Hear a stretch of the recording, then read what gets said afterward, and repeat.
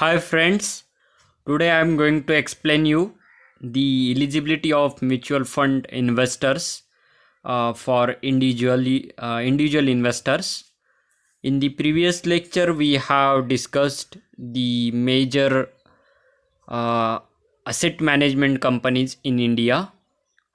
We have discussed the topmost 10 asset management companies in India. Today, the concern of this lecture is to discuss eligibility of mutual fund investors. What are the who are the eligible to invest in mutual fund, and what are the requirement to be fulfilled to invest in mutual funds. So basically we are discussing individual mutual fund investors, and later on we also going to discuss the KYC requirement for investor mutual fund investors. And in the next lecture we are going to discuss the KYC documents which are required for investment in mutual fund. So let us discuss what is the eligibility to invest in mutual fund. The categories or entities that are eligible to purchase units of most of the mutual fund schemes. So they invest for their personal benefit or the benefit of their family. So the investor can invest for the personal benefit or the benefit of family.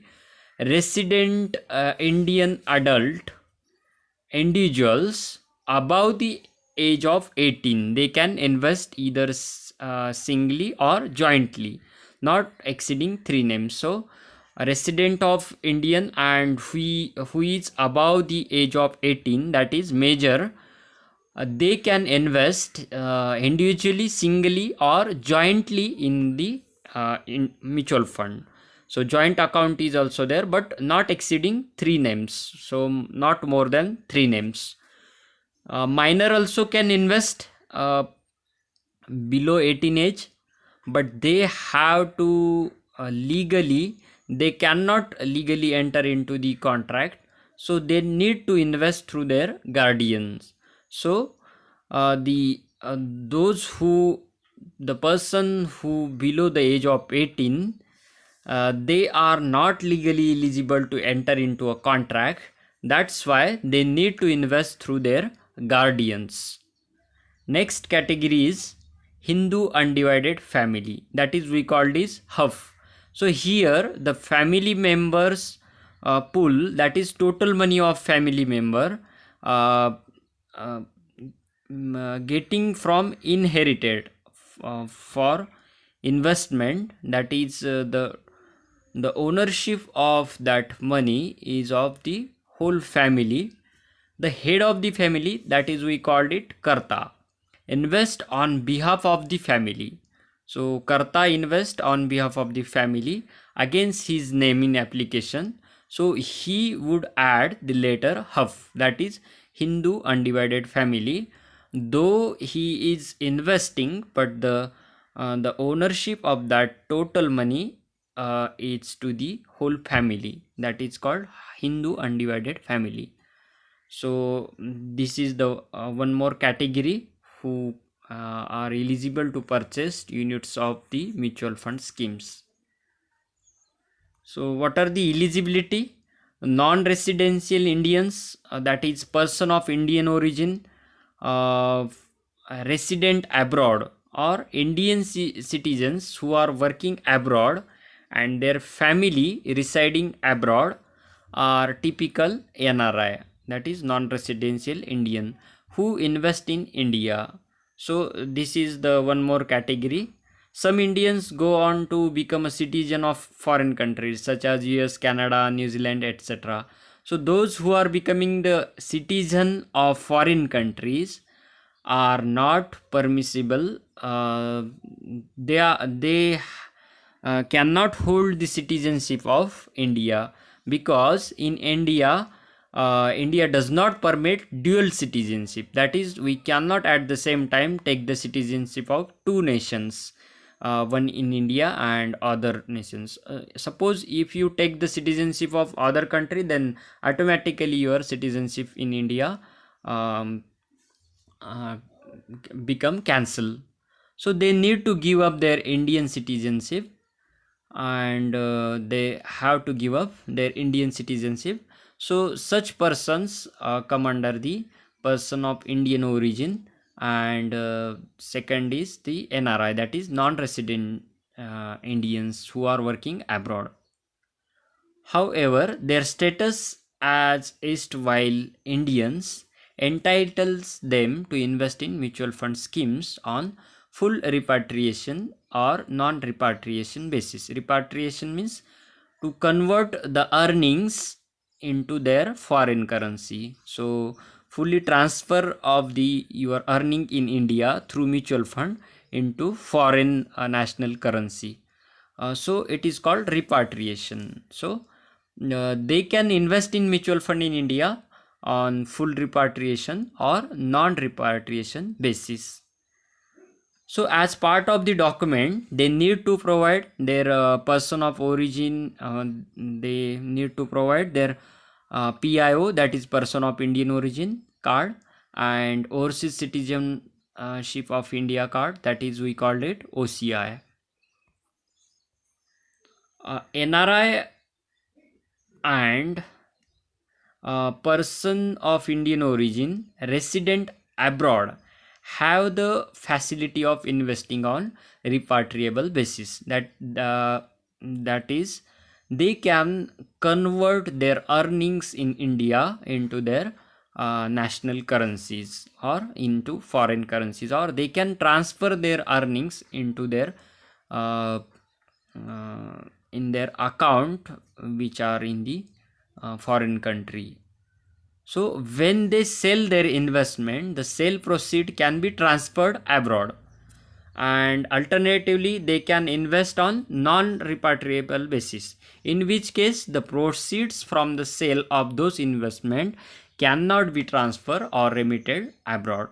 So non-repatriable basis means they cannot send or remit their sales earning or whatever the investment earning into abroad.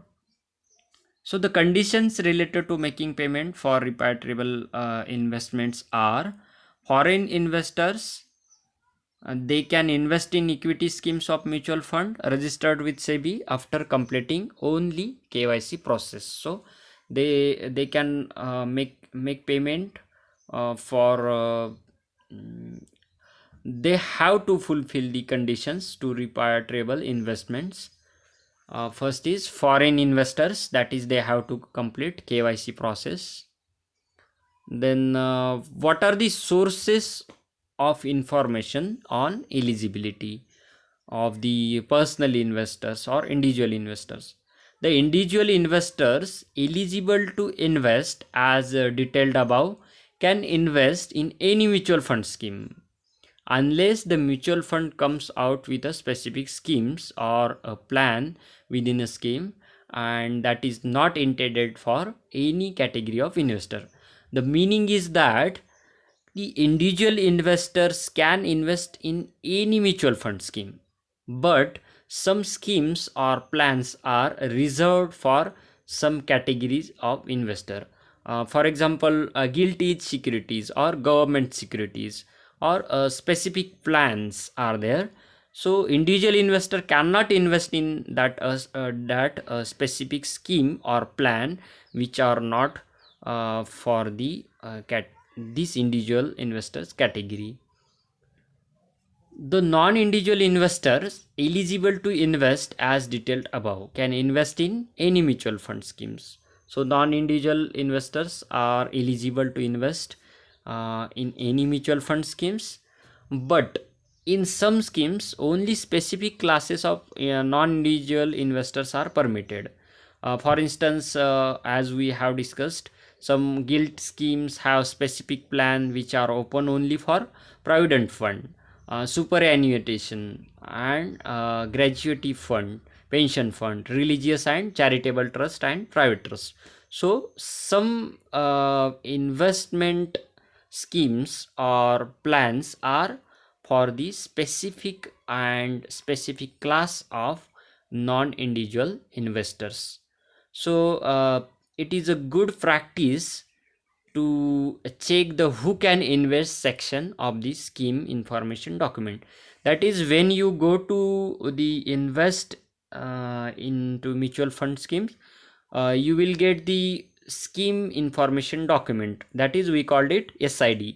So in that, one column is mentioned that who can invest. So it is best practice to read who can invest in that particular scheme or plan, especially for a first time investor. So those who don't have the knowledge of investing in mutual fund and first time they are going to invest, so they must read the who can invest section of the SID, that is scheme information document. Next is all investors, that is both individual and non-individual, including joint holders, non-residential Indians, then POA holders and its issuers, and guardians in case of minor, have to be KYC compliance irrespective of the investment value. So whatever the investment value they have, they if they have purchased only 1 unit or 1,000 units, then also they have to complete the KYC rules, norms and KYC process. So these applies for transactions such as new additional purchases, switch transactions, whatever before purchased, new systematic plans, that is SIP, or micro SIP. That is micro SIP means till the 50,000 you don't have to provide the PAN card, that is PAN number. So it is called micro SIP. So you can do micro SIP till the 50,000 rupees of investment. After that you have to provide the PAN permanent account number and the proof for that. So to purchase additional units or sell the existing units or switch transactions, new systematic investment plan, that is SIP, micro SIP registrations received from effective date. So then systematic transfer plan, so they all have to do the SIP and they have to register and do the process for KYC and provide the uh, whatever required document for that. So all these schemes require KYC. The KYC process involves establishing the identity and address of the investor as required under anti-money laundering laws. So in India, there is anti-money laundering law passed by Indian Parliament. It it involves that the identity and address of the investor. So KYC process mainly focus on the identity, address and the status of the investor. The application for investment must be accompanied by the acknowledgement for having completed the KYC process issued by the KYC registration agency. So the application for investment have to be attached the acknowledgement of the KYC process completed. So then and then only your application can be passed. So broadly, mutual fund investors need to submit the following documents to the distributor or other capital market intermediaries registered with SEBI, such as stockbroker and depository participants. The information is updated in the central system of the KRA. So the KYC documents we are going to discuss later on. So they have to submit the different identity proofs and financial position proofs, bank details, and address proofs. So that much in this today's lecture. uh, Thank you for listening. See you in the next lecture.